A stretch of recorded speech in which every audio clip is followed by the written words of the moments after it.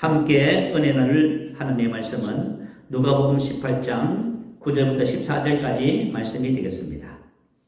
누가복음 18장 9절에서 14절까지 말씀입니다. 자, 우리 말씀 찾으셔서 우리 교독합니다. 제가 9절 말씀 먼저 받들어 봉독합니다. 또 자기를 의롭다고 믿고 다른 사람을 멸시하는 자들에게 이 비유로 말씀하시되 두 사람이 기도하러 성전에 올라가니 하나는 바리새인이요 하나는 세리라. 바리새인은 서서 따로 기도하여 이르되 하나님이여, 나는 다른 사람들 곧 토색불이 간음을 하는 자들과 같이 아니하고 이 세리와도 같이 아니함을 감사하나이다. 나는 일에 2번씩 금식하고 또 소득의 11조를 드리나이다 하고, 세리는 멀리 서서 감히 눈을 들어 하늘을 쳐다보지도 못하고 다만 가슴을 치며 이르되 하나님이여, 불쌍히 여기소서. 나는 죄인이로 소이다 하였느니라. 내가 너희에게 이르노니 이에 저 바리새인이 아니고 이 사람이 의롭다 하심을 받고 그의 집으로 내려갔느니라. 무릇 자기를 높이는 자는 낮아지고 자기를 낮추는 자는 높아지리라 하시니라. 아멘. 할렐루야. 자, 오늘 이 본문 말씀은 하나님의 은혜를 받는 비결에 대한 말씀을 우리에게 가르쳐주고 있습니다. 자, 어떤 사람이 하나님의 은혜를 받아서 하나님의 은혜에 이르는 삶을 살게 될까요? 히브리서 12장 15절에 보면 너희는 하나님의 은혜에 이르지 못하는 자가 없도록 하고 이렇게 기록했습니다. 현대인 성경은 이것을 이렇게 번역을 했어요. 여러분 가운데 하나님의 은혜를 받지 못하는 사람이 아무도 없도록 잘 살피십시오. 이렇게 번역을 해놨습니다. 하나님의 은혜에 이르지 못하는 이 말은 자신의 잘못으로 인해서 어떤 혜택으로부터 제외되는 것을 나타내는 그런 표현입니다. 이것은 우리가 하나님의 은혜를 구하여도 얻기가 어려움을 나타내는 것이 아니라 자신의 잘못으로 복음에서 부족된 하나님의 은혜에 이르지 못함을 말씀하고 있는 것입니다. 하나님께서 우리가 복음 안에서 풍성한 은혜를 준비해 놓으셔도 우리의 잘못 때문에 그 혜택을 누리지 못한다, 그 말이죠. 자, 하나님의 소원은 모든 사람이 구원을 받으며 하나님의 은혜에 진리에 이르는 것이 하나님의 소원이지요. 이 진리에 이른다는 것은 바로 은혜에 이른다, 그 말이에요. 우리가 은혜를 받아서 은혜에 이르는 그런 삶을 살아내는 것이 바로 하나님의 소원이라고 성경 기록하고 있습니다. 오늘 본문 말씀 9절은 자기를 의롭다고 믿고 다른 사람을 멸시하는 자들에게 비유로 말씀하신 그런 내용입니다. 자, 오늘 본문에 보면 두 사람이 등장하지요. 한 사람은 바리새인입니다. 바리새인의 뜻은 분리된 사람들, 그런 뜻입니다. 이 바리새인들은 유대계에서도 영향력 있는 종교 집단의 대표자들이지요. 이 바리새인들의 특징은 율법을 철저히 지킨다는 것입니다. 여러분, 신약성경에 보면 바리새인들이 예수님을 죄인이라고 정죄합니다. 왜 예수님을 죄인이라고 정죄하냐면 예수님께서 안식일에 병을 고쳤습니다. 그래서 율법에 보면 제4계명 일을 하지 말라고 했지요. 그런데 예수님께서 안식일에 병을 고치는 것은 일을 하는 것이라 해서 예수님을 죄인이라고 그렇게 정죄한 것입니다. 다시 말하면 성경 말씀을 자의적으로 해석한 결과 이런 일이 벌어진 것이지요. 그리고 세리라 하는 것은 세금 징수를 말해요. 당시 세리들은 유대를 속국을 하는 로마를 위해서 세금을 거두는 그런 사람들입니다. 세리들은 세금의 강제 징수라든가 부당 징수 등으로 유대 사회 내에서도 가장 악질적 인물 중에 하나로 평가되기도 했다고 합니다. 유대 종교 지도자들이라든가 유대 백성들은요, 이 세리들을 죄인이라고 멸시하면서 상종조차 하지 않았다고 성경 기록해 놓고 있어요. 자, 오늘 본문 10절부터 14절 말씀에 보면은 바리새인의 기도와 세리의 기도가 나옵니다. 자, 두 사람이 성전에 기도하러 올라갔다고 기록해요. 근데 바리새인은 이제 이렇게 기도합니다. 서서 따로 기도하여 이르되 하나님이여, 나는 다른 사람들 곧 토색과 불의 간음을 하는 자들과 같이 아니하고 이 세리와도 같이 아니함을 감사하나이다. 나는 일에 2번씩 금식하고 또 소득의 11조를 드리나이다. 근데 세리는 이렇게 기도하지요. 세리는 멀리 있어서 감히 눈을 들어 하늘을 쳐다보지도 못하고 다만 가슴을 치며 이르되 하나님이여, 불쌍히 여기소서. 나는 죄인이로소이다 하였느니라. 이렇게 기도합니다. 자, 그런데 이 두 사람의 기도에 대한 하나님의 응답 결과가 뭐라고요? 14절에 나와 있어요. 하나님께서 뭐라고 말씀하시냐 하면 이 두 사람 중에 바리새인이 아니고 세리가 의롭다 하심을 받고 그의 집으로 돌아갔다. 이렇게 기록하고 있습니다. 의롭다 하심을 받았다는 것은 뭐냐면 말로 수동태입니다. 하나님께서 이 세리를 주권적으로 의롭다고 선포하고 확정하셨다는 말씀이에요. 이것을 우리가 은혜라고 하지요. 사실은 세리는 그죠? 자기 삶을 너무 잘 알잖아요. 그는 어떻게 보면은 하나님과 사람 앞에서 죄만 지었던 것이지요. 그럼에도 불구하고 하나님께서 의롭다 인정하시는 분 누구라고요? 세리라고 말이에요. 그래서 이것을 가지고 은혜라고 합니다. 나는 잘한 것이 아무것도 없고, 그죠? 그런데도 불구하고 하나님께서 의롭다고 인정을 해주시고 아브라함의 복이라고 말씀해 주시고 영생을 선물로 주시고 이게 정말 은혜라고 하는 것이지요. 그래서 오늘은 본문 말씀을 근거로 해서 하나님께서 왜 사람들에게 은혜를 주시는지 그 이유하고요. 그러면 우리가 하나님의 은혜를 어떻게 받아서 은혜 위에 은혜를 받아서 은혜로운 삶을 살 수 있는지 그 두 가지 말씀의 의미를 우리가 함께 나누겠습니다. 자, 첫 번째는 은혜를 주시는 이유입니다. 자, 하나님께서 왜 우리에게 은혜를 주실까요? 요한복음 1장 16절에 보면 우리가 다 그의 충만한 데서 받으니 은혜 위에 은혜더라 라고 기록합니다. 자, 은혜라고 하는 것은 카리스라고 하는 헬라어지요. 받을 자격이 없는 사람들에게 베푸시는 은혜, 좋은 선물을 뜻합니다. 자, 은혜 위에 은혜라는 것은 뭐냐면 은총을 받고 또 받았다 그 뜻입니다.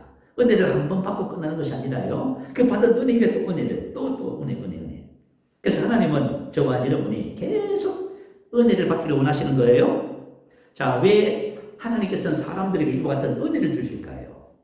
그것은 세 가지 이유가 있어서 그래요. 첫 번째 이유는 사람은 하나님의 은혜가 아니면 회복이 안 됩니다. 저와 여러분이 세상적으로 열심히 뭔가를 하지만 회복이 안 돼요. 오직 하나님의 은혜만이 사람을 원래 창조하신 창조대로 우리를 회복시킬 수 있습니다. 자, 오늘 본문 11절 12절에 보면 바리새인의 기도가 나옵니다. 자, 바리새인의 기도는 나는 다른 사람들 이 세리와도 자신을 다른 사람과 비교하면서 하지요. 그리고 자신의 의를 자랑합니다. 본문 9절에서 말씀하신 것처럼 자기를 의롭다고 믿고 다른 사람을 멸시하는 자, 바로 이 사람이 바로 바리새인이지요. 근데 보면 자신을 의롭다고 믿고, 이 믿고라고 무슨 단어냐면 헬라어로 페이도라고 하는 단어예요. 이것은 확신을 가지는, 자기 확신을 가지고 있다. 자기 확신에 가득 차 있는 상태를 뜻할 때 이 페이도라고 하는 이 단어를 사용해요. 자, 이 단어는 로마서 2장 20절에도 사도 바울이 당시 유대인들의 믿음에 대해서 사용했습니다. 스스로 믿음이 이렇게, 스스로 믿음이 이 말은 페이도 그 말이에요. 다시 말하면 이와 같은 믿음을 스스로 믿는 믿음이라 하지요. 자, 우리가 신앙생활을 스스로 믿어요. 근데 하나님께 인정받는 믿음이 아니에요. 자, 우리의 믿음은 하나님께 인정을 받아야만 바른 믿음입니다. 하나님께 인정을 받지 못하는데 스스로 믿는 믿음을 가지고 있어요. 그래서 자기 스스로 자기 확신에 속은 것이지요. 이 페이도의 다른 의미는 이런 뜻입니다. 설득으로 유혹하다, 타락시키다. 자신의 행위로 자 스스로 의롭다고 자신을 설득해서 자신을 스스로 유혹한 것이고요. 그리고 자신을 스스로 타락시킨 것입니다. 어떻게 보면 자기가 자기 자신에게 속은 것이지요. 자, 이것을 가지고 바로 페이도라고 하는 그 단어예요. 자, 바리새인들이 자기가 의롭다고 믿는 것은 나름대로 이유가 있어서 그렇지요. 오늘 보면 12절에 보니까 그는 이렇게 기도합니다. 나는 1회에 2번씩 금식하고 1회에 2번씩 금식한다는 것은 뭐냐면 한 주간에 이틀 금식한다 그 말이에요. 원래 성경에 보면은 모든 이스라엘 백성들은 1년에 딱 한 번 대속제일날 전부 다 금식하도록 하나님이 율법에 명시해놨어요. 그런데 이 바리새인들은 특별한 은총을 위해서 일주일에 월요일날 금식합니다. 또 목요일날 금식합니다. 여러분 이거 만약에 저번에 일주일에 이틀씩 금식하면서 살 수 있겠어요? 어떻게 보면 이런 삶은, 이런 신앙은 특별한 것이지요. 그래도 두 번째는 이렇게 말해요. 또 소득의 11조를 드리나이다. 이 소득은 모든 소득을 의미해요. 그러면 당시에 바리새인들은 얼마나 철저하게 11조를 드렸는지 예수님께서도 이렇게 말씀하셨어요. 마태복음 23장 23절에 보면 화 있을진저 외식하는 서기관들과 바리새인들이여 너희가 박하와 해함과 근처의 11조를 드리되 율법에 더 중한 바 정의와 국률과 믿음은 버렸도다. 그러나 이것도 행하고 저것도 버리지 말아야 할지니라. 자, 바리새인들이 뭘 하셨어요? 박하와 해함과 근처의 11조를 드렸다 그 말이에요. 다시 말하면 여러분들이 만약에 그죠? 밭에서 농사를 지어서 채소를 한 묶으면 그죠? 소득 거두었습니다. 그러면 그 한 묶음 중에서 뭘 해요? 11조를 드려야지요. 그죠? 다시 말하면 그런 거예요. 이 바리새인들은 자기 생활 속에 철저하게 어떤 것이든지 반드시 11조를 드렸다 그 말이에요. 근데 문제는 뭐지요? 10조를 드렸는데 하나님의 말씀을 자의로 해석해서 더 중요한 정의, 국률, 믿음을 버렸다 이 말이에요. 그래서 종교인들이 바로 특징이 바로 그와 같은 것이지요. 사람들이 하나님의 말씀을 자의적으로 해석하기 시작하면요, 어떻게 되는지 예수님께서 보여주신 거예요. 자, 자신의 아는 지식으로, 자신의 행위로 스스로 믿음이 좋다고 자신을 설득해서 자신을 타락시키고 어느 누구의 말도 듣지 않는 종교인이 되고 마는 것이에요. 예수님께서 바로 그걸 지적한 거예요. 그래서 외식하는 서기관들과 바리새인인데요. 근데 저와 여러분도 신앙생활 하면서 여러분 스스로에게 속을 수 있어요. 그죠? 뭐 나는 좀 보면 잘 믿는 거죠. 이렇게 해서 올 수 있다는 말이에요. 그러나 실제는 그렇지 못한데도 불구하고요. 자, 그러면 바리새인들이 왜 속았느냐 그 말이에요. 왜 스스로 자신을 속이고 자신을 타락시키고 그죠? 그렇게 했냐 그 말이에요. 그것은 하나님에 대한 올바른 지식을 갖지 못해서 그래요. 우리가 신앙생활 하면서요, 하나님에 대한 올바른 지식을 갖지 못하잖아요. 그러면 우리가 바리새인처럼 이렇게 실수를 하는 일에 빠질 수가 있는 것이지요. 자, 그렇다면 하나님께서 이스라엘 백성들에게 율법을 왜 주셨을까요? 고린도후서 3장 6절 9절에 보면 율법 조문은 죽이는 것이요, 그리고 율법을 가지고 가르치는 모든 사람들은 정죄의 직분이다 이렇게 말했어요. 자, 이건 무슨 말일까요? 이 말은 율법은 사람을 정죄하기 위해서 주어졌다 그 말이에요.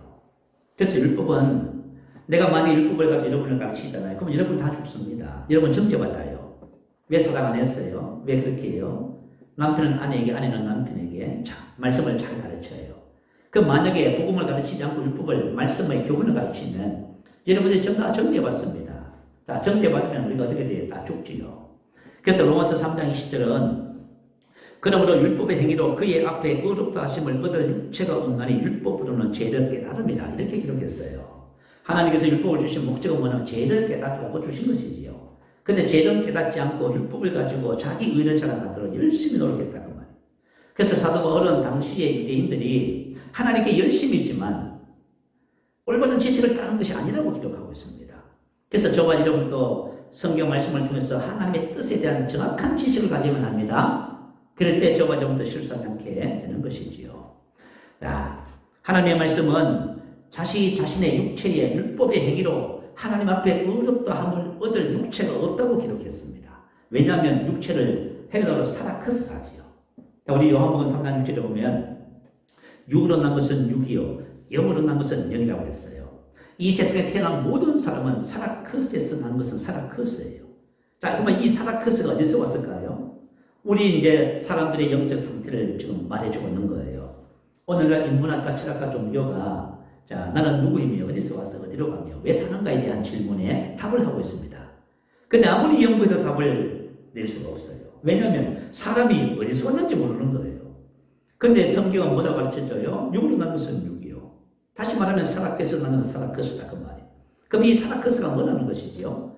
이 사라크스는 바로 너희 아비는 마귀다 그 말이에요. 우리 영적인 아비가 마귀라고 말이에요. 그래서 사라크스 안에는 마귀의 본성을 가지고 있습니다.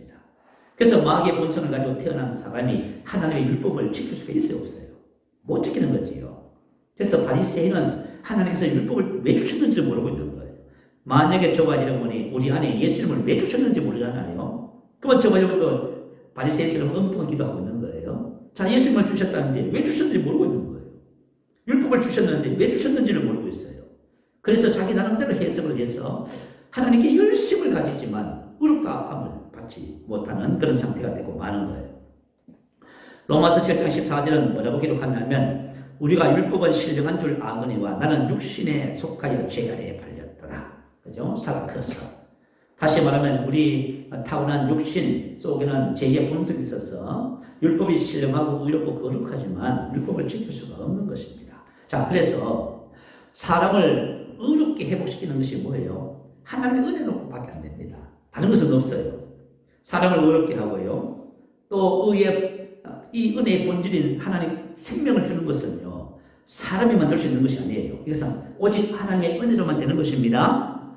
그래서 율법의 행위로 하나님 앞에 의롭다 하심을 얻을 육체가 없기 때문에 하나님께서 율법을 주신 목적이 뭐냐면 율법을 통해서 인간의 본성, 죄의 본성을 깨닫게 해주시는 거예요.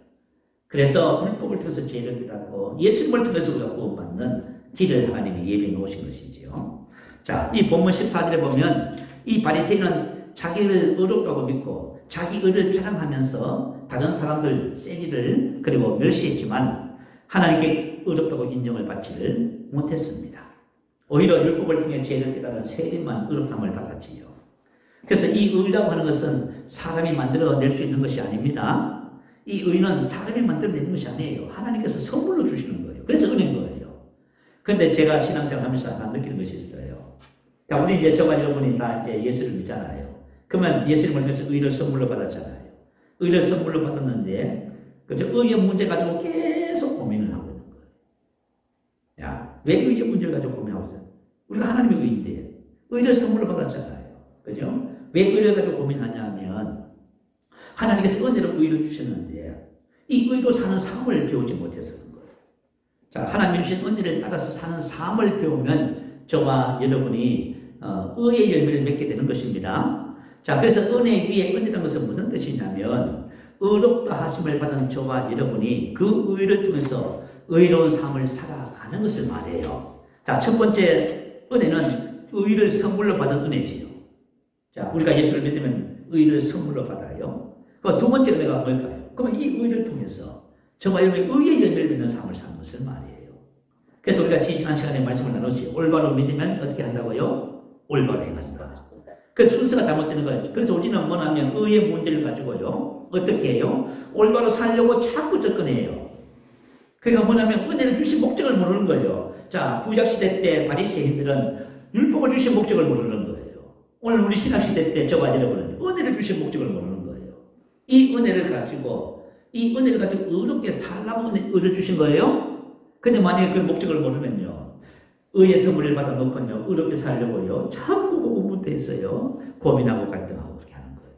그래서 저와 여러분이 은혜 위에 은혜가 왜 중요하냐면, 받은 은혜 위에 은혜를 알면 그 은혜를 통해서 우리가 의로운 삶을 살 수밖에 없는 그런 의의 사람인 것을 우리가 세상에 나타내게 되는 것입니다. 그리고 은혜의 본질은 뭐냐면 바로 영생이라고 하는 거예요. 우리 안에 오신 예수 그리스도지요. 자, 은혜의 본질이 영생이다. 죄는 사망을 가져왔지만은 의는 바로 생명을 가져온 것입니다. 로마서 5장 18절은 기록하기를 그런즉 한 범죄로 많은 사람이 정죄에 이름같이 한 의로운 행위로 말미암아 많은 사람이 의롭다 하심을 받아 생명에 이르렀느니라. 자, 운명이 바뀐 거예요. 자, 과거에는 한 사람의 죄 때문에 사망이 그 사람에게 임했지만 우리는 한 사람 한 분의 예수님의 의로운 행위로 말미암아 의를 선물로 받아서 뭘 얻었다고요? 생명을 얻게 된 것입니다. 그래서 하나님의 궁극적인 은혜가 뭐냐면 바로 생명이라고 하는 거예요. 그러니까 저와 여러분이 하나님께서 나에게 주신 의를 통해서 주신 이 생명을 발견하면은 저번에 생명 안에서 완벽하게 되는 거예요. 여러분 생명이 얼마나 중요한지를 우리가 오늘 또 새롭게 발견하는 은혜 시간 되시기 바라요. 자, 구약 성경 기록 목적이 뭐라고 했지요? 구약 성경에 많은 사건들과 역사가 있고 많은 일들이 있지만 구약 성경을 기록한 단 하나의 목적은 바로 생명을 주기 위해서 기록했다고 합니다. 요한복음 5장 39절에 너희가 성경에서 영생을 얻는 줄 생각하고 성경을 연구하거니와 이 성경이 곧 내게 대하여 증언하는 것이다. 자, 구약시대 때 성경을 기록한 목적은 뭐냐면 예수님에 대해서 증언하는 거예요. 이제 장차 예수님이 오시면 그분이 생명을 주실 것이다. 그 얘기한 거예요. 그 얘기. 그래서 저와 여러분이 한 번 예수님의 의로운 행위를 통해서 의를 선물을 받아서 생명에 이르게 된 것입니다. 그래서 예수님께서도 그러셨지요. 예수님께서 오셔서 뭐라고 하셨어요? 내가 온 것은 양으로 생명을 얻게 하고 더 풍성히 얻게 하는 것이다. 자, 예수님은 우리에게 생명을 주시고요. 더 풍성히 그 생명의 최대치의 삶을 살게 한다 그 말이에요. 생명을 주신 목적은 바로 이 생명의 최대치를 산다 그 말이에요. 만약에 저와 여러분이 하나님의 생명을 받았어요. 자, 하나님의 생명을 받고 이 하나님의 생명을 산다면 어떤 삶을 살게 될까요?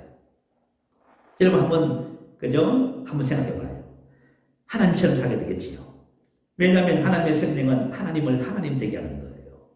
우리가 타고난 생명을 십자가에 못 박아서 없애고요. 하나님의 생명을 알고 그 생명을 따라서 산다면 우리는 당연히 생명 안에서 왕노릇하게 되겠지요.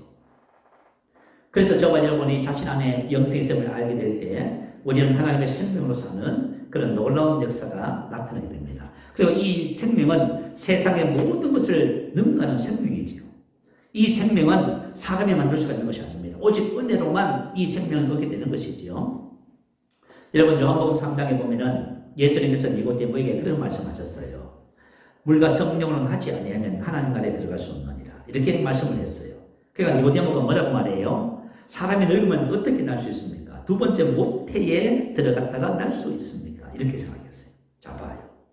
사람은 말이죠. 하나님의 생명을 받는다면서 상상도 못해요.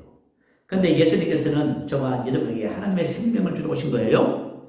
그래서 저와 여러분 하나님의 생명을 가지게 되잖아요. 그러면 하나님의 생명을 얻어서 이 생명이 내 안에 있음을 알게 될 때 알면 알수록 그 생명을 따라 사는 실제적인 삶이 되는 거예요. 자, 그러면 여러분 저와 여러분 어떤 삶을 살까요? 로마서 8장 2절 말씀에 기록했지요. 생명의 성령의 법이 제2의 법 사망의 법에서 늘 해방하였습니다. 저와 여러분이 하나님 주신 생명을 살기 시작하면요. 제2의 모든 권세와 저와 여러분의 몸에 붙어있는 중독과 모든 것이 다 끊어져 버려요. 그죠? 모든 죄의 결박들이 전부 다 풀어져 버려요. 그래서 우리가 죄에서 자유케 되는 거지요. 자, 사랑하는 성도 여러분. 우리 그리스도인들이 만약 이 세상에 살면서 죄에 대해서 자유하다. 참 놀랍지요. 그죠?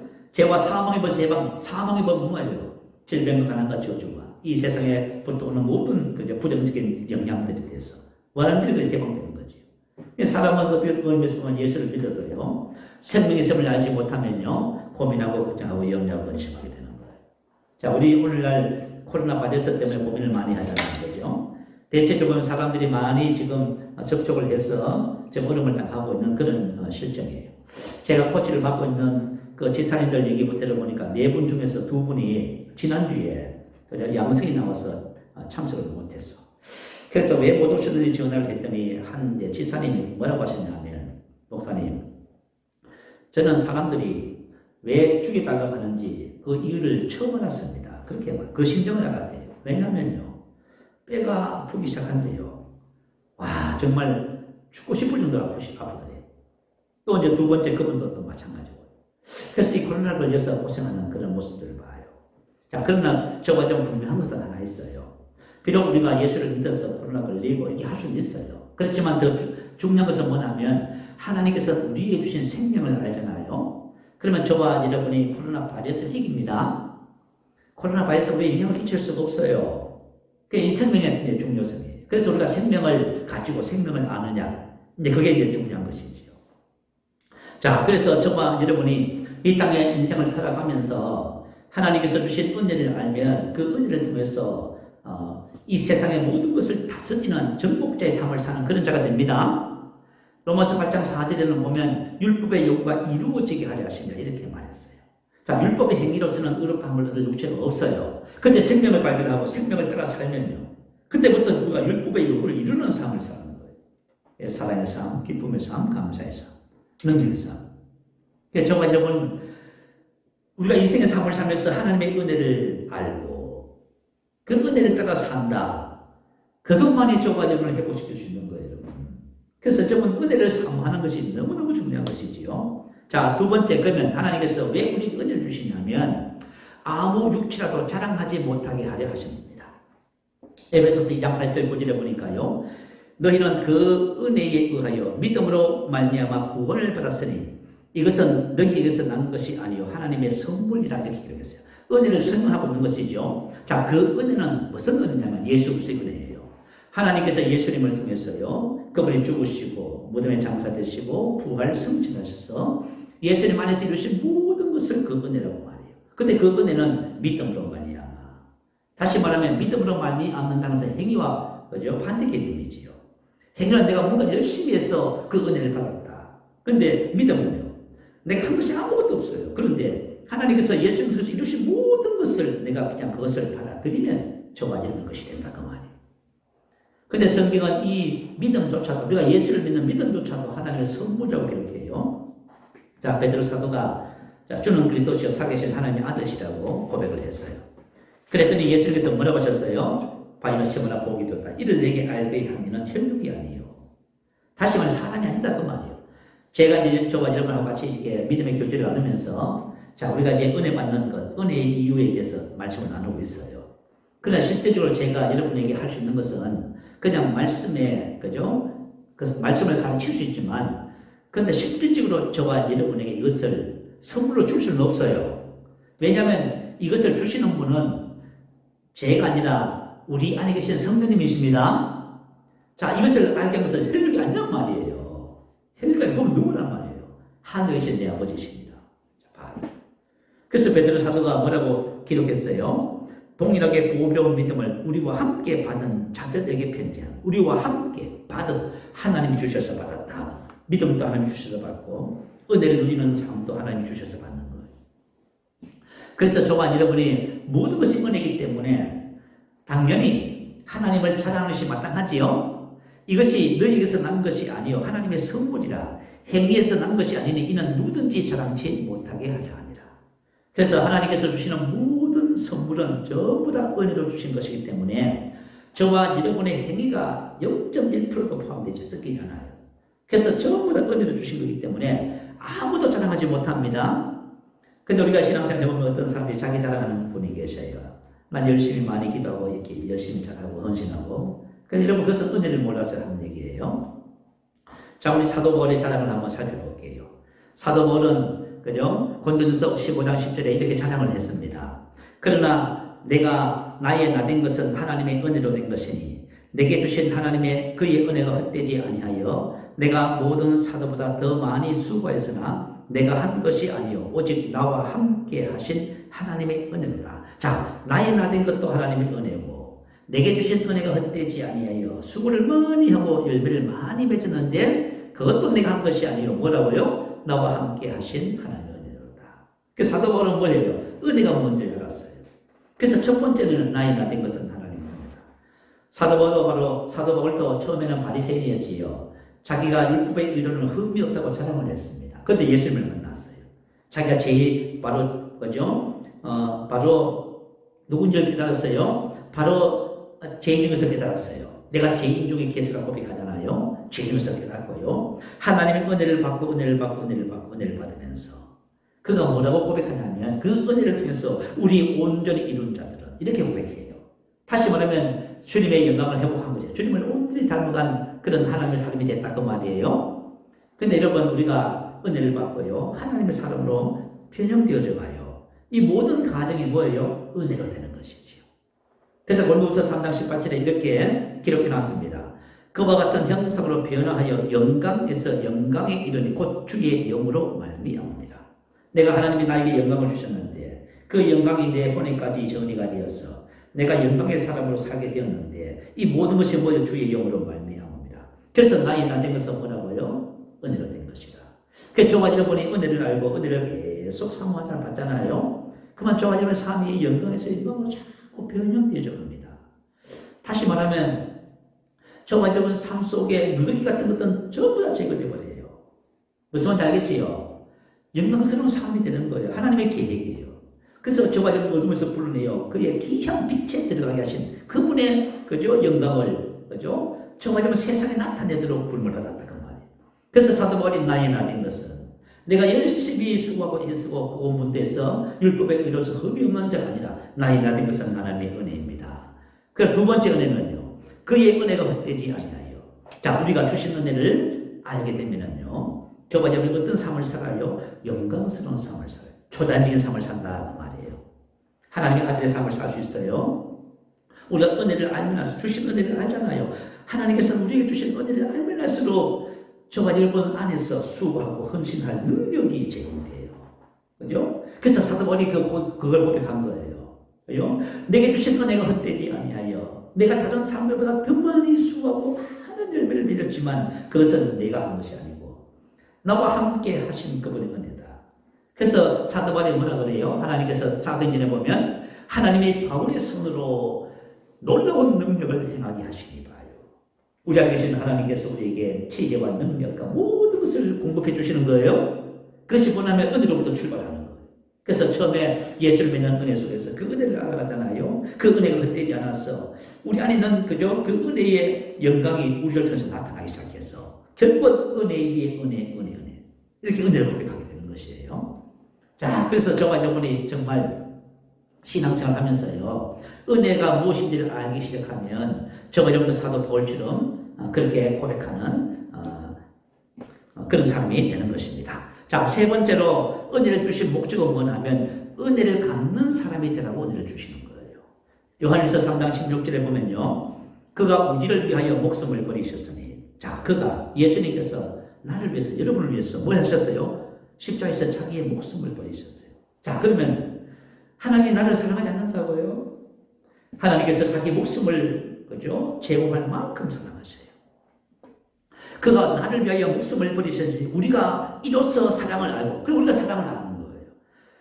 우리도 형제들을 위하여 목숨을 버리는 것이 마땅하니라. 이 마땅하다는 말은 무슨 뜻이냐면 오페일로, 뜻은 빛이다 그 말이에요. 무엇에 할 의무를 지고 있다, 빛을 지고 있다 그 말. 자, 그가 나를 위해서 목숨을 버리셨어요. 그래서 내가 사랑을 하고, 나도 뭘 해야 돼요? 형제를 위해서 목숨을 버리는 것이 마땅하다 그 말. 다시 말하면 우리의 신앙의 삶은 뭐예요? 빚 갚는 삶이다 그 말. 자, 우리 부부가 같이 예배를 드리고 있어요. 자, 우리 아미나 형제님과 자매님과 우리 형제님은 하나님께로부터 뭘 받았어요? 그분께서 두 분을 위해서 목숨을 버리셨습니다. 그러면 두 분은 서로 뭘 할, 그죠? 의무를 갖고 있어요. 예수님처럼 상대방을 위해서 목숨을 버릴 의무를 갖고 있다 그 말이에요. 그러니까 우리의 삶은 빚 갚는 삶이다 그 말이에요. 자, 그러면 마태복음 18장 21절 이하에 보면 용서에 대한 교훈을 해요. 하루는 베드로가 예수님께 물었습니다. 예수님, 형제가 내게 죄를 범하면 내가 몇 번 용서해 주면 되겠습니까? 7번 용서하면 되겠습니까? 이렇게 말했어요. 그랬더니 예수님께서 뭘 하셨어요? 7번이 아니라 1원분에 7번도 용서해 주라. 490번. 다시 말하면 이것은 뭐냐면 용서에는 그죠? 조건도 또 한계도 없다 그 말이에요. 무조건 용서해 주라는 거예요. 그러면서 왜 용서해야 주는지에 대해서 이유를 설명하셨어요. 비유로. 자, 1만 달란트 빚진 종이 있었습니다. 자, 주인이 불렀어요. 갚아라. 그 종이 말이죠. 1만 달란트 빚을 어떻게 갚습니까? 여러분, 1만 달란트 빚이라 1만 달란트가 어느 정도의 가치냐면 1달란트는 순금 34kg라고 합니다. 그러면 1만 달란트면 그죠? 엄청난 양이지요. 그러면 오늘날 이것을 그죠? 금 시세로 환산하면 얼마가 되냐면 한 30조 5천억이 돼요. 자, 내가 30조 5천억 빚을 졌어요. 주인이 갚으라는 거예요. 갚지 못하니까 감옥에 가두라네요. 그죠? 그래서 빌었습니다. 그죠? 봐달라고 내가 갚겠습니다. 그랬더니 그 주인이 뭘 했냐면, 자, 그 빚을 탕감해 줬다 그 말이에요. 그죠? 없는 것을 했다 그 말이에요. 자, 그랬더니 탕감을 받고 이제 이 종이 나가다가 자기 동관을 만났어요. 동관을 만났는데 이 동관이 자기한테 100데나리온의 빚을 졌습니다. 자, 하루 일당을 만약에 10만 원이라면 100일 동안 일한 가치가 100데나리온이에요. 그러면 한 1,000만 원 되겠지요. 그 동관을 잡았습니다. 잡아서 빚을 갚아라. 친구, 좀 지금 당장 없으니까 좀 기다려주게 갚겠네. 근데 그것을 갚지 않는다고 어떻게 했어요? 고발을 해서 옥에다 가뒀답니다. 근데 이 이야기를 주인이 들었어. 주인이 듣고 나서는 그 종을 다시 불렀습니다. 불러서 뭐라고 말씀하시냐면 이렇게 말해요. 악한 종아, 내가 빌리기에 내가 내 빚을 전부 탕감하여 주었거늘 내가 너를 불쌍히 여김과 같이 너도 내 동료를 불쌍히 여김이 마땅하지 아니하냐. 반드시 해야 한다. 어떤 것의 강제를 의미해요. 자, 그런 거예요. 그러면 우리가 하나님께로부터 받은, 그죠? 받은 은혜가 뭐예요? 탕감받은 은혜가 1만 달란트예요. 그러면 사람들이 나에게 범할 수 있는 최고치의, 그죠? 값이 얼마라고요? 100데나리온. 그러니까 우리가 하나님께로부터 1만 달란트의 빚을 청산받았어요? 그러면 당연히 뭘 해야 돼요?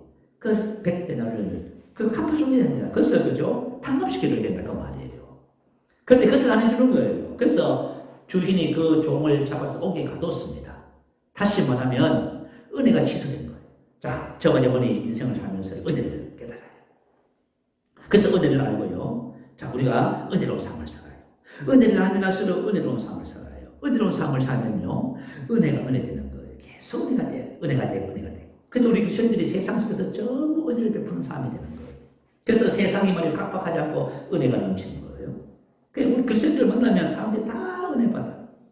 그죠? 근데 만약 우리가 은혜를 갖지 않고요, 내 것으로만 취해버리면 어떤 일이 벌어지냐면, 저와 여러분 받은 은혜까지도 취소돼요. 다시 말해 은혜를 누리지 못하는 자가 된다. 그 말이에요. 자, 로마서 8장 12절은 또 뭐라고 기록하냐면 이렇게 기록했어요. 그러므로 형제들아 우리가 빚진 자로 돼 육신에게 져서, 자, 빚혀졌답니다. 빚진 자 옥패 일로 텄습니다. 의무를 지고 있는 자. 자, 우리가 빚혀졌답니다. 아니, 목사님 저는 빚진 적 없습니다. 근데 빚혀졌대요. 무엇에 졌어요? 육신에게. 이 말은 무슨 뜻이냐면, 저와 여러분의 육신은 예수와 함께 십자가에 못 박혔습니다. 자, 그래서 예수의 사람들은 그의 육체와 함께 정과 욕심을 십자가에 못 박았다고 말해요. 다시 말하면 저와 여러분 옛 본성과 옛 본성으로 인한 고통과 제2의 본성 모든 것을 어떻게 했다고요? 예수님을 통해서 십자가에 못 박았습니다. 못 박아서 청산 없어져 버렸어요. 자, 그래서 우리가 이 비춰진 거예요. 이것은요, 사람이 할 수 있는 게 아니에요. 하나님께서 우리에게 은혜 주셔서 빛을 청산한 거예요. 자, 그러면 우리가 빛을 졌으면 어떻게 해야 돼요? 육신대로 살 것이 아닙니다. 육신대로 과거의 삶을 청산해야 돼요. 새로운 삶을 살아야 돼요. 과거의 삶을 더 이상 살지 않고 새로운 삶을 배워서 하나님의 새로운 피조의 삶을 살 때 우리가 뭘 해요? 빛 갖는 자가 된다고 말이에요. 자, 근데 우리 오늘날 성도님들이 이미 다 정말 청산했어요. 그죠? 육체와 함께 그 정과 욕심을 전부 다 청산해버렸어요. 탕감해버렸습니다. 이 탕감했는데 탕감한 줄을 몰라요. 그래서 육신을 따라 살아가는 거예요. 그래서 은혜가 취소돼버렸어. 그죠? 그래서 저와 여러분 신앙생활은, 자, 어떤 생활이냐면은 하나님이 주신 은혜를 알고 은혜를 갚는 삶을 사는 거예요. 그런데 저와 여러분 이 세상을, 그죠? 여러분 가정을 은혜롭게 만드는 거예요. 만약에, 그죠? 남편이 하나님의 은혜를 알고 은혜를 자녀들에게, 아내에게, 부모님에게 은혜를 베푼다고 한번 생각해봐요. 그럼 어떻게 될 것 같아요? 그 가정과 그의 삶이 은혜에 충만한 삶이 될 것 아니에요? 그죠? 근데 우리가 말이죠, 인색한 삶을 사는 거예요. 그 뭐냐면 백대나리온, 그죠? 빚어진 친구를 잡아서 오게 가듯이 인색한 삶을. 그래서 우리 인생의 삶이, 그죠? 하나님이 주신 그 은혜가 풀어지지 않고요, 다 묶여 있는 거예요, 전부 다. 자, 저와 여러분 인생의 삶에 하나님의 은혜가 풀려지도록 하십시다. 그래서 하나님께서 우리에게 왜 은혜 주시냐면 은혜를 갖는 삶을 살아주신 거예요. 자, 그렇다면 은혜 받는 비결이 은혜 위에 은혜. 저와 여러분이 하나님의 은혜에 대해서 말씀을 많이 들어서 알고 있어요. 자, 그러면 그 은혜가 정말 나의 삶이 은혜가 되도록 어떻게 하면 되느냐 하는 문제예요. 자, 태도의 중요성입니다. 오늘 본문 14절 한번 보세요. 본문 14절에 보면은 태도의 중요성에 대해서 말씀을 기록하고 있어요. 자, 제가 다시 한번 읽어드릴게요. 내가 너희에게 주노니 이에 저 바리새인이 아니고 이 사람이 의롭다 하심을 받고 그의 집으로 내려갔느니라. 무릇 자기를 높이는 자는 낮아지고 자기를 낮추는 자는 높아지리라. 자, 자기를 높이는 자, 이렇게 했어요. 자기를 높인다는 걸 교만이라고 하잖아요. 자기를 스스로 낮추는 사람은요, 겸손이란 말이에요. 그럴 때 낮아지고 높아지리라. 이거 미래 수동태예요. 하나님께서 이렇게 하신다 그 말이에요. 자, 저와 여러분이 이제 뭐냐면 자기 자신을 낮추면요, 하나님께서 저와 여러분 높여주세요. 그러니까 내가 스스로 높아지면요, 하나님께서 낮추신대요. 그래서 베드로 사도가 이렇게 기록을 했어요. 젊은 자들아, 이와 같이 장로들에게 순종하고 다스로 겸손으로 허리를 동이라. 허리를 동인다는 말은 뭐냐면 당신 노예들이 하얀 스카프라든가 앞치마를 가지고 허리를 꽁 동념했어요. 그래서 이것은 노예와 자유인의 표시예요. 그래서 이처럼 우리가 어떻게 알아요? 겸손으로 허리를 동일하지요. 하나님은 교만한 자를 대적하시되 겸손한 자에게 은혜를 주시느니라. 그러므로 하나님의 능하신 손 아래서 겸손하라. 때가 되면 너희를 높이시리라. 자, 하나님 이렇게 말씀하셨어. 자, 그러면 겸손이라는 것이 뭐예요? 겸손이라는 것은 무슨 뜻이냐면 젊은 자들아 이와 같이 장로들에게 순종하고 다스로 겸손으로 허리를 동이라. 자, 여러분 겸손은 순종하는 거예요? 자, 혹시 여러분들이 만약 자녀에게 이것저것 이렇게 하면 좋겠다 이렇게 말을 했어요. 그 자녀들이 그죠? 잘못하면서도 엄마 말이라서 그걸 끝까지 다 해놨어. 그러면 여러분들 기분이 어때요? 그죠? 그 자녀의 그 모습이 겸손이라고 하는 거예요. 그러면 여러분들이 마음이 흡족할 거예요. 그러면 이 부모 입장에서는 뭐 하면 그 자녀에게 은혜 위에 자꾸 은혜를 줄 거예요. 그렇지요? 근데 뭘 시켰는데 이런 지하에 딱 잘라서 하네. 그러면요, 뭘 주고 싶어도 주고 싶은 마음이 없어져요. 그게 바로 뭐냐면 우리 인생을 살면서 오늘 하나님의 말씀을 받아요. 자, 그러면 하나님의 말씀을 받는 우리가 어떻게 하면 은혜 위에 은혜를 받냐 하면 겸손한 자에게 은혜를 주시냐는 바로 그런 거예요. 우리가 하나님의 말씀을 받았어. 이것을 내가 내 것으로 삼는 거, 묵상하고 내 것으로 삼았어. 내가 그 말씀을 따라서 살려고, 그죠? 한 발짝 움직이는 거예요. 그때 하나님께서 은혜 주시는 거예요. 그때 여러분 말씀이 열리기 시작하는 거예요, 여러분. 여러분 은혜 받고 은혜 위에 은혜를 받게 되는 거예요. 여러분, 우리가 인생의 삶을 살면서 이 은혜 받는 비결은요, 그죠? 모든 우리 인생의 삶의 동일한 원리예요. 제가 제 예수 선교사로 코칭을 3월달에 맡게 됐잖아요. 원래는 이제 코칭을 맡으면서요, 작년하고 좀 달라졌어요. 왜냐하면 학생들이 많아져서 작년에는 부부가 같이 한 팀이 되어서 그죠? 대여섯 사람들 이렇게 짝을 지어서 코칭을 했습니다. 근데 원래는 어떻게 바뀌었냐면 그죠? 전부 각자예요, 각자. 목사님은 사모님은 사모님대로. 또 이제 목사님은 남자니까 남자들만, 사모님은 여자니까 여자들만 이렇게 배정을 했어요. 그 시간도 좀 바뀌었어요. 그래도 작년 같은 경우에는 좀 시간이 넉넉했는데요. 올해는 보니까요, 시간이 한 50분도 채 안 될 정도로 딱 축소됐어요. 그러면 뭐냐면 코칭을 하면서 이건 일방적인 거지. 우리가 뭘 건의한 것도 아니고 일방적으로 그냥 다 정해가지고 그냥 지시를 해서 내려온 거예요. 자, 그럼 우리가 코치하는 입장에서는 이게 좀 뭔가 좀 그죠? 좀 문제가 좀 있는 거예요. 그죠? 시간도 그렇고요. 또, 그죠? 또 저 같은 경우는 집사님들 4분만 이렇게 붙여. 저 같은 사람은 목사님들도 붙여주면 좋아. 근데 목사님들을 이렇게, 그죠? 세워서 이렇게 한 번씩. 제가 그게 참, 그죠? 마음이 기쁘고 흡족하고 그렇더라고요. 근데 그렇지 못해요. 자, 그러면 제가, 그죠? 겸손과 교만이 뭘까요? 제가 생각해 보는 거예요. 자, 그러면, 자, 이런 상황 속에서 내가 어떻게 하는 것이 바르게 하는 것일까? 그죠? 자, 위에서 지시한 것은 이유가 있어서 했겠지. 다 계획을 해서 했겠지요. 그러면 제가 그 주어진 여건 속에서 뭘 해요? 최선을 다하는 거지. 그죠? 시간이 쫓기든 어떻든 뭐든 마음에 들든 안 들든 상관없어요. 원망하고 불평하고 뭐라고 하는 것이 아니라 주어진 여건 속에서 내가 최선을 다할 때 그게 바로 저를 향해서 하나님이 뭐라고 말해요? 겸손하다. 좋은 태도를 가졌다. 그렇게 말해요. 근데 내가 만약에, 그죠? 뭐가 어떻고 저떻고, 이건 이렇고, 이건 이런데, 뭐 이렇게 얘기하는 거예요. 그럼 그것을 가지고 뭐라 그래요? 교만하다. 이렇게 말해요. 그래서 저와 여러분이 겸손하면 하나님께서 계속 높여주시는 거예요. 일을 또 맡기고 또 큰 일을 주시고 또 은혜를 주시고 이렇게 하시는 거예요. 그냥 교만하면요. 그래서 하나님의 은혜를 받는 것은요, 여러분 태도가 중요한 거예요. 우리 인생에서도 다 똑같아요. 하나님께로부터 받는 은혜도 저와의 태도입니다. 내가 하나님의 말씀을 받을 때 어떤 자세와 태도를 가지고 받느냐 그 말이에요. 하나님의 말씀을 주시면 내가 잘 깨닫지 못해도 그것을 내가 내 것으로 받았어. 이제 그다음에 그렇게 한 사람이 있어. 제가 그 분을 좀 소개시켜 드릴게요. 자, 그래서 은혜를 받는 비결이 뭐냐, 우리의 태도가 90%라고 해도 과언이 아니에요. 태도가 너무 중요해요. 자, 두 번째, 은혜 위에 은혜입니다. 자, 받은 은혜라는 것은 뭐냐 하면 저번에 예수 그리스도를 통해서 받은 은혜를 말해요. 그리스도 안에서 모든 은혜를 저번에 받았지요. 그래서 주께서 그러하신 같이 우리도 이 세상에서 그러하니라 이렇게 기록했어요. 주께서 그러하신 같이 그는 무엇이다. 이 세상에 우리도 이 세상은 그러하니라 우리도 같다 그 말이에요. 이다 그 말이에요.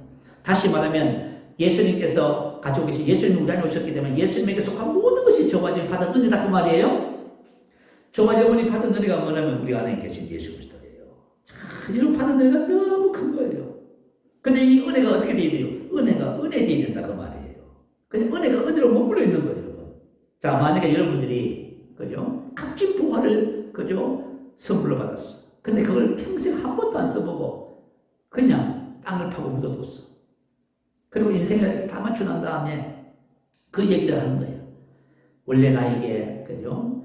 일생을 살아가는 모든 삶에 대한 지혜와 생명과 의와 거룩함과 건세와 아브라함의 복을 받았다. 근데 나는 그것이 너무 귀해서 땅에 묻어두고 이렇게 비참하게 힘들게 그렇게 살았다. 그러면 누구 손해예요? 저와 여러분 그런 거예요. 저와 여러분이 자 은혜를 받았어요. 그러면 이 은혜가 은혜 돼야 됩니다. 그 은혜가 돼야 된다 그 말이에요.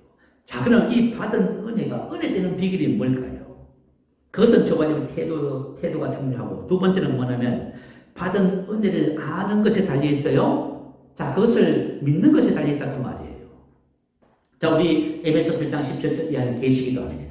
지혜와 계시의 영을 주셔서 하나님을 알게 하시고 왜 이 기도를 하냐면 왜 방언으로 기도하고 계시 기도를 하냐면 하나님께서 주신 그 은혜는 성령의 계시를 통하지 않고서는 절대로 알 수가 없어요.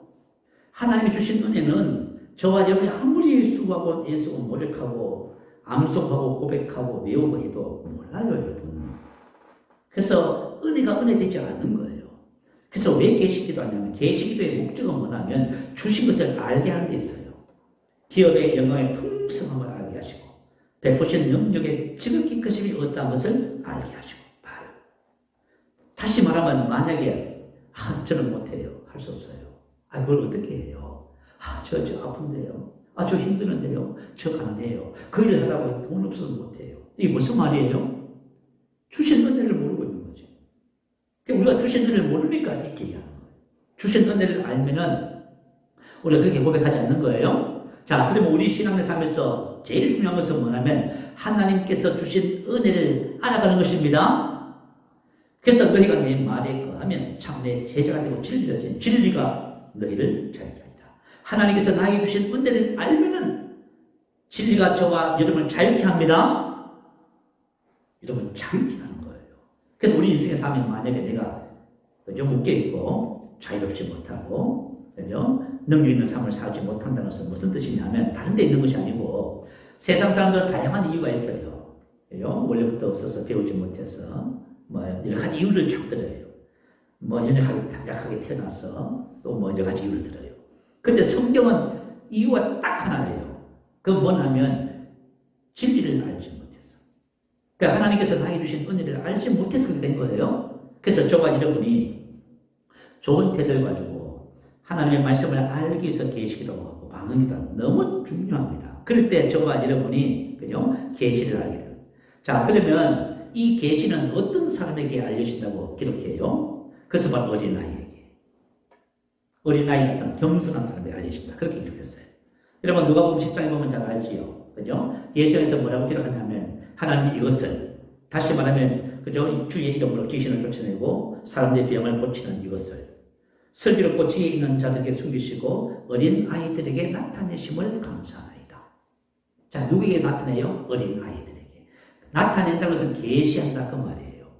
그러면 사실 말씀이 뭐냐면 아들의 소원대로 계시를 받는 자 외에는 하나님을 아는 자가 없고 그 아들이 우리 안에 계신 예수님께서 저와 여러분에게 그 말씀의 진리에 대한 계시를 주시는데 우리가 좋은 태도를 가지면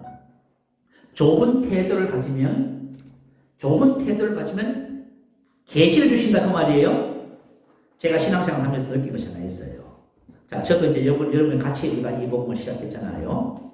그래서 처음에 말씀을 받아서 이 말씀을 좋은 자세로 우리 것으로 이제 만들고 그렇게 합니다. 자, 그러면서 벌써 한 7년이라고 하는 그런 이제 시간이 지나갔습니다. 자, 근데 제가 느끼는 것은 뭐냐면 하나님의 말씀이 내 안에서 알아챌 때까지 말씀을 7년 동안 하루도 안 빠지고 여러분 제가 뭘 하고 있냐 하면 하나님의 말씀을 주셨어. 그럼 내가 하나님의 말씀을 받아요.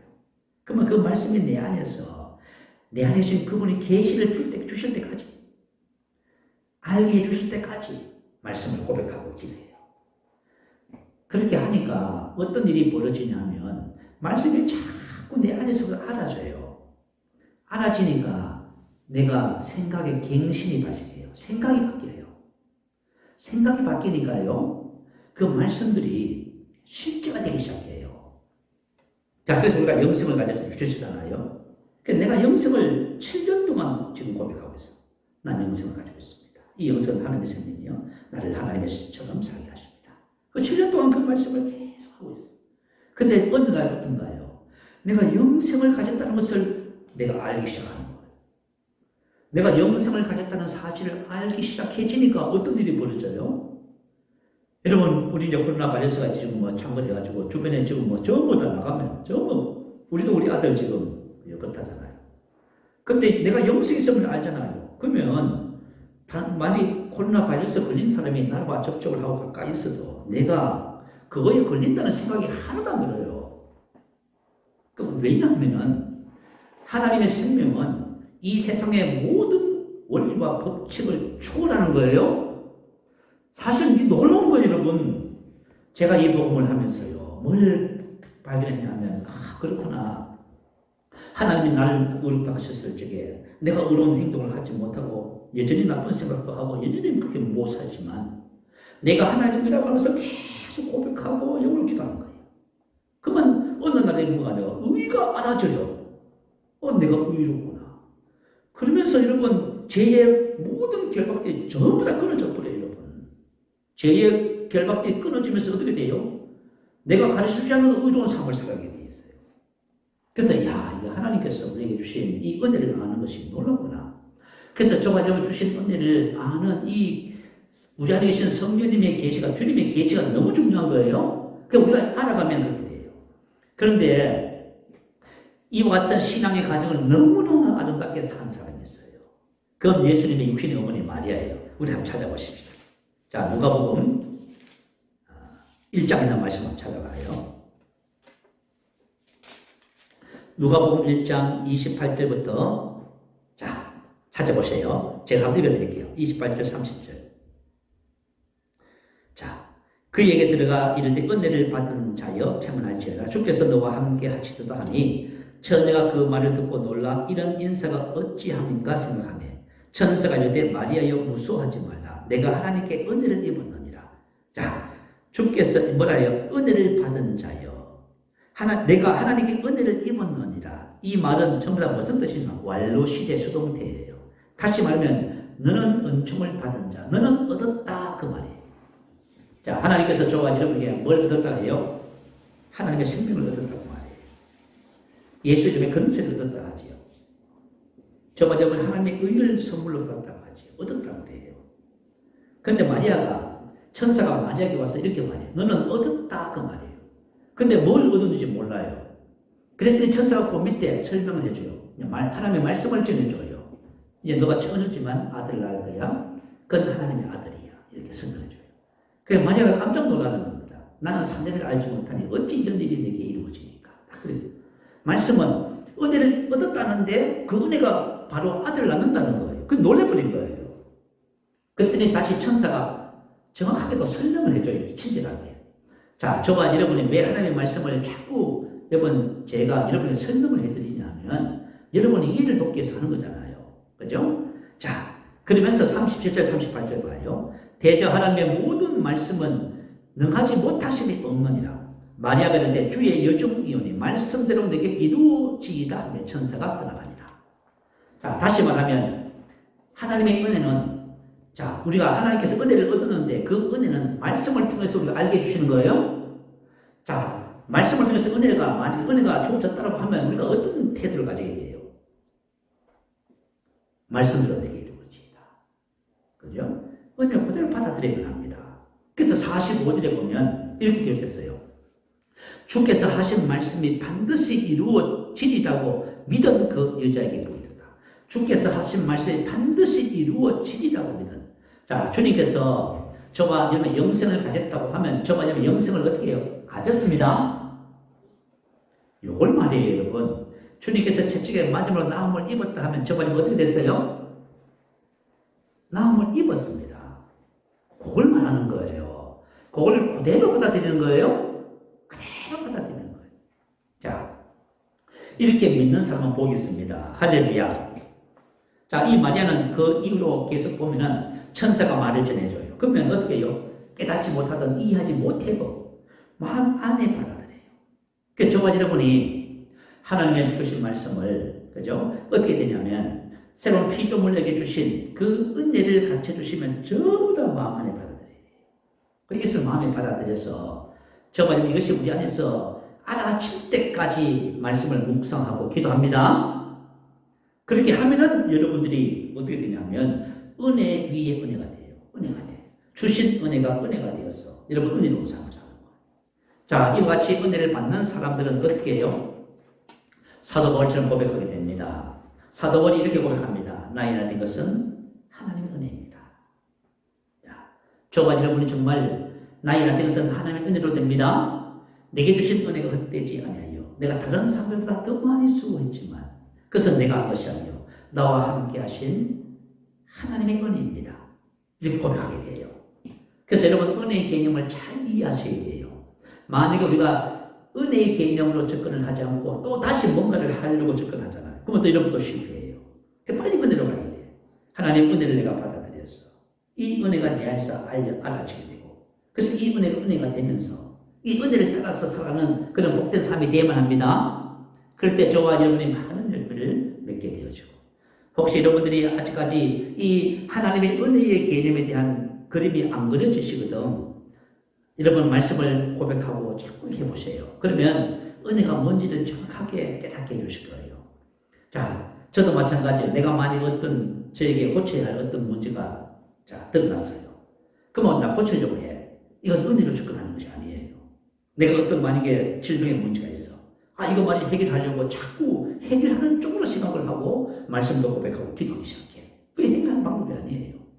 자, 저와 여러분은 문제를 접근할 적에 해결하려고 접근하지 않고 하나님께서 나에게 주신 은혜를 봐야 됩니다. 주신 은혜를 알고 그것을 내가 받아들이면 그 문제 해결돼요. 이거는 아주 미미해 보이지만 실질적으로는 이거 엄청난 거예요. 오늘 바리새인 본문의 바리새인이 접근하는 것이 뭐예요? 하나님 율법을 주셨어요. 그 율법을 열심히 지켰지요. 근데 의롭다하심을 받지 못했습니다. 근데 세리는요, 죄밖에 안 진 것이 없어요. 그 자기 죄 있는 것을 알았지요. 근데 하나님께서 의롭다고 하시네요. 저번에도 마찬가지예요. 영광 여러분이 우리가 신앙생활에서 뭔가 열심히 하려고 하면요, 다 실패해요. 그냥 하나님께서 주신 은혜를 알고, 내가 하나님의 은혜를 주셨구나.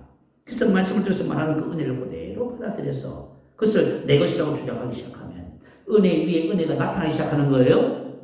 그래서 저와 여러분의 삶 속에 열매를 맺는 역사가 나타나게 되는 것입니다. 그냥 장황하게 설명했지만 여러분들이 이 은혜에 대한 개념들을 잘 잡으셔서 여러분 삶 속에 정말 은혜가 넘쳤어요. 여러분을 만나는 모든 사람들에게 은혜를 갚는 그런 삶을 살게 되시를 축복합니다. 자, 우리의 말씀을 생각하면서 할렐루야 한번 부르시기도 합니다. 할렐루야.